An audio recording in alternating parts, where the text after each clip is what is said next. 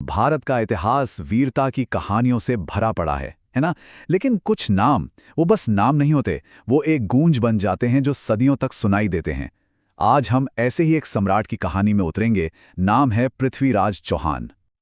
सोचिए, एक ऐसा युवा सम्राट जिसका राज अजमेर से दिल्ली तक था और जिसके नाम की धमक से दुश्मनों के दिल दहल जाते थे।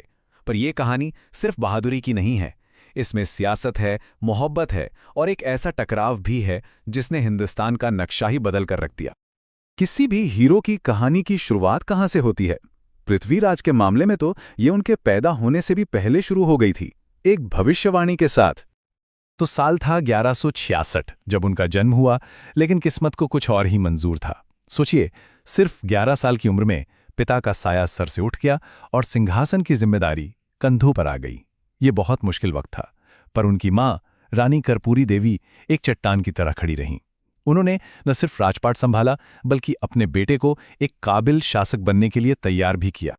लेकिन पृथ्वीराज सिर्फ एक राजा नहीं थे, वो एक तरह के प्रोडिजी थे। कई भाषाएं जानते थे, मैथ्स, हिस्ट्री, फिलॉसफी सब में माहिर, और योद्धा तो ऐसे कि कोई मुकाबला ही नहीं। पर उनकी सबसे बड़ी, सबसे अनोखी कला थी शब्द भेदी बाण। मतलब सिर्फ आवाज सुन के निशाना लगा देना। ये कोई मामूली बात नहीं थी, ये एक ऐसी ताकत थी जो उन्हें लगभग अजेय बनाती थी। उनके साहस का एक किस्सा तो आज भी सुनाया जाता है। कहते हैं कि छोटी सी उम्र में बिना किसी हथियार के उन्होंने एक शेर को मार गिराया था। जी हां, अपने हाथों से। ये घटना बताती है कि वो बचपन से ही कितने निडर और बेखौफ थे। तो जब उन्होंने पूरी तरह से सत्ता अपने हाथ में ली, तो उनका पहला काम था अपने साम्राज्य को फैलाना, उसे मजबूत करना। पर यह रास्ता फूलों का नहीं था। दुश्मन सिर्फ सरहदों के पार ही नहीं थे, बल्कि घर के अंदर भी थे। उनके दौर में दो सबसे बड़े चैलेंज उभर कर सामने आए। एक तरफ था घर का दुश्मन, कन्नौज के राजा जयचंद, जिनसे उनकी सियासी दुश्मनी थी। और दूसरी तरफ एक बाहरी खतरा मंडरा रहा था, मोहम्मद गोरी, जिसकी नजरें हिंदुस्तान पर थीं। और जयचंद के साथ ये सियासी दुश्मनी जानते हैं कब और ज्यादा गहरी हो गई? जब कहानी में एंट्री हुई उनकी बेटी संयोगिता की। पृथ्वीराज और संयोगिता की प्रेम कहानी, इसने दोनों राज्यों के बीच की नफरत की आग में घी डालने का काम किया।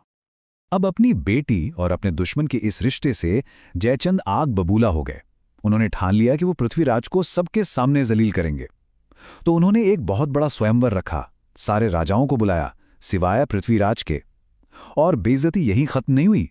उन्होंने पृथ्वीराज का मजाक उड़ाने के लिए उनका एक पुतला बनवाया और उसे गेट पर एक दरबान की तरह खड़ा कर दिया। पर जयचंद का ये दाव उन्हीं पर उल्टा पड़ गया। स्वयंवर में जब संयोगिता आईं तो उन्होंने किसी राजा को नहीं चुना। वो सीधा उस पुतले के पास गईं और वरमाला उसी को पहना दी। और ठीक उसी वक्त जो हुआ उसकी किसी ने कल्पना भी नहीं की थी। पृथ्वीराज, जो भेष बदलकर वहीं मौजूद थे, सामने आए और भरी महफिल से संयोगिता को अपने साथ दिल्ली ले गए। बस इस एक घटना ने दोनों के बीच दुश्मनी पर मुहर लगा दी। इस दुश्मनी का अंजाम बहुत भारी पड़ा।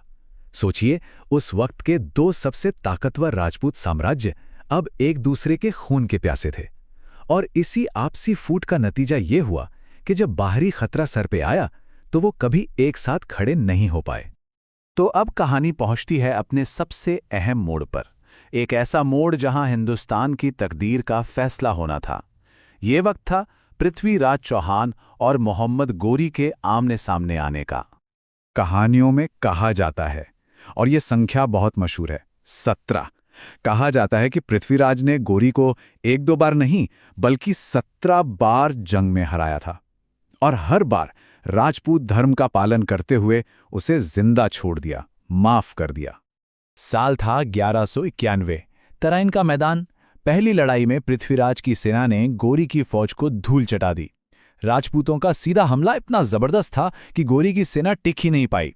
गोरी खुद बुरी तरह जख्मी हुआ और उसे मैदान छोड़कर भागना पड़ा। ये एक जबरदस्त, शानदार जीत थी। लेकिन जीत के बाद पृथ्वीराज ने एक गलती कर दी।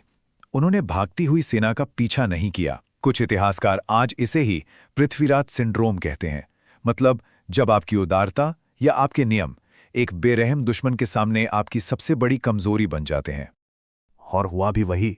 ठीक एक साल बाद 1192 में गोरी फिर वापस आया, पर इस बार वो ज्यादा तैयारी और एक धोखे के साथ आया था। उसने संधि की बात करने का नाटक किया, राजपूत सेना को बेफिक्र कर दिया और फिर सुबह होने से ठीक पहले, जब कोई तैयार नहीं था, हमला कर दिया। ये एक ऐसा धोखा था जिसके लिए पृथ्वीराज की सेना तैयार नहीं थी। तो ये हार बहादुरी की कमी की वजह से नहीं थी, ये असल में दो अलग अलग सोच का टकराव था। एक तरफ थे उसूल, सम्मान, और दूसरी तरफ थी सिर्फ और सिर्फ जीत हासिल करने की जिद, चाहे किसी भी कीमत पर। तराइन की दूसरी लड़ाई में हार के बाद सम्राट पृथ्वीराज चौहान का क्या हुआ? अब यहीं से इतिहास और लोक कथाओं के रास्ते अलग हो जाते हैं और उनकी कहानी का सबसे नाटकीय, सबसे विवादित हिस्सा शुरू होता है। उनके अंत को लेकर देखिए, 3 अलग अलग बातें कही जाती हैं। कुछ हिस्टोरियंस मानते हैं कि वो जंग के मैदान में ही शहीद हो गए, कुछ का कहना है कि उन्हें बंदी बनाया गया और बाद में मार दिया गया। लेकिन जो कहानी सबसे ज्यादा मशहूर है वो आती है महाकाव्य पृथ्वीराज रासो से, और वो कहानी वीरता और बदले की एक अलग ही दास्तान है। इस कहानी के मुताबिक पृथ्वीराज को बंदी बनाकर गजनी ले जाया गया, उनकी आंखें फोड़ दी गईं, उन्हें अंधा कर दिया गया। पर वहां अपने दोस्त और कवि चंद बरदाई की मदद से उन्होंने अपना आखिरी दाव खेला। सिर्फ आवाज सुनकर, अपने शब्द भेदी बाण से उन्होंने मोहम्मद गोरी को मार गिराया और अपना बदला पूरा किया। हालांकि ये कहानी सुनने में जितनी जबरदस्त लगती है, इतिहासकार इस पर सवाल उठाते हैं। पहली बात, पृथ्वीराज रासो को इस घटना के करीब 400 साल बाद लिखा गया माना जाता है।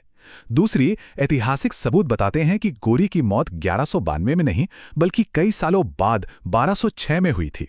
इसलिए ज्यादातर लोग इसे एक काव्यात्मक श्रद्धांजलि मानते हैं, न कि एक तथ्यात्मक रिपोर्ट।